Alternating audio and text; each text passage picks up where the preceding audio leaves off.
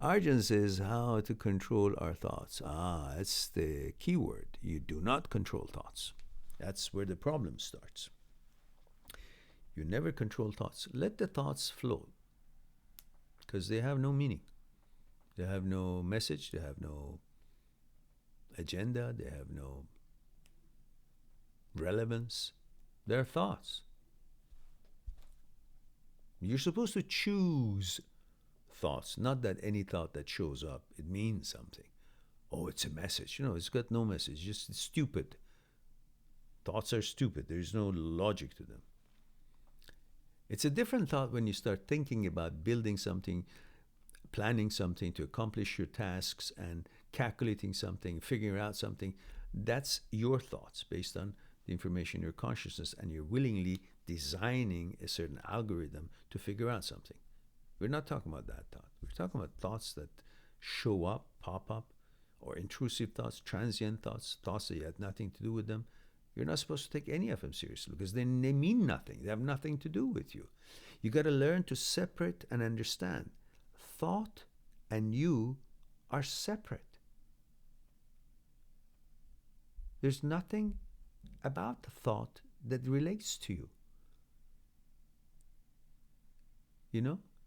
Thought is an ability. Like eyesight is an ability. Anything that you see doesn't mean you made it or it's you or describes you. It's just an ability to notice it, to see it. And then you choose from what you see which one to get involved with, which one to investigate further, which one to focus on, and which one not. The same thing with thought. It's an ability. Thought comes up and you choose. Oh, this one, I don't like it. That one, I'm not interested. That one, this one, okay, it's fun. Oh, that one serves me something.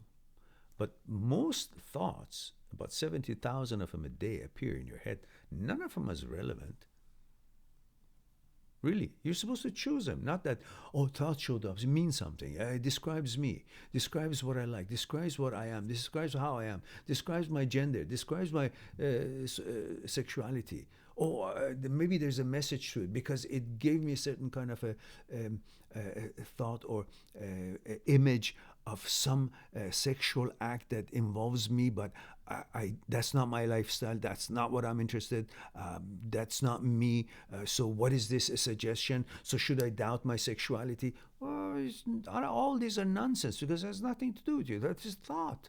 You're supposed to judge it and pass by the ones just like the things that you see. You walk in the street, you see something you don't like, you look the other way. Not that, because I saw it, then I must get involved. It must be something to do with me. No, it's an ability. Same thing with thought. Do not believe your thoughts. Thoughts are stupid. They're nonsense. Statics. It's just like statics.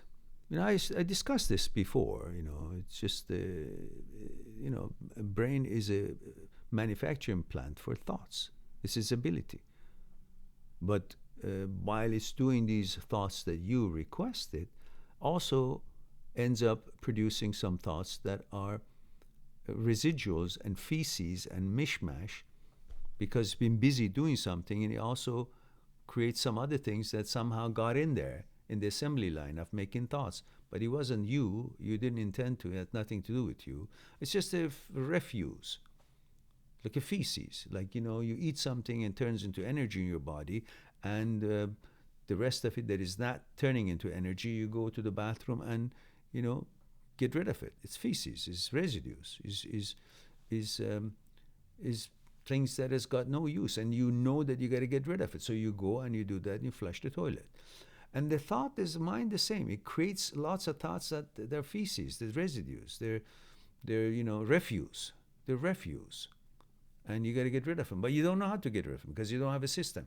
You haven't been taught that you are supposed to ignore thoughts that are refuse and feces and move on, not pay attention to them. That's how you get rid of thoughts. But if you focus on them and try to control them, then they seem to get some energy exchange, and they linger there. And if you have some OCD, then it doesn't get the signaling system doesn't work well to shut it down, and it keeps going back and forth and crowds your brain, and you think, oh, it's lingering. That means it's something. It's something to do with me. It describes me. All kind of confusions. Remember that only 30,000 years ago, the last part of our frontal cortex was put together, and the ability to think and speak. Before that, we were still a human being and functioning perfectly on instincts, and our biology was completely known to us, and there was no confusion because there was no thoughts. Thought is an extra thing. It's not defining us. We were human beings before the thought came along, and we were living perfectly fine. And now that we have thought, we're thinking that this thought is going to define us because a thought showed up, to the point that I can even get confused or question my own sexuality because a thought of certain intrusive thoughts came on, and I'm supposed to think thought has reality and actuality or credibility? No. Thought didn't even exist till 30,000 years ago. It's just an ability.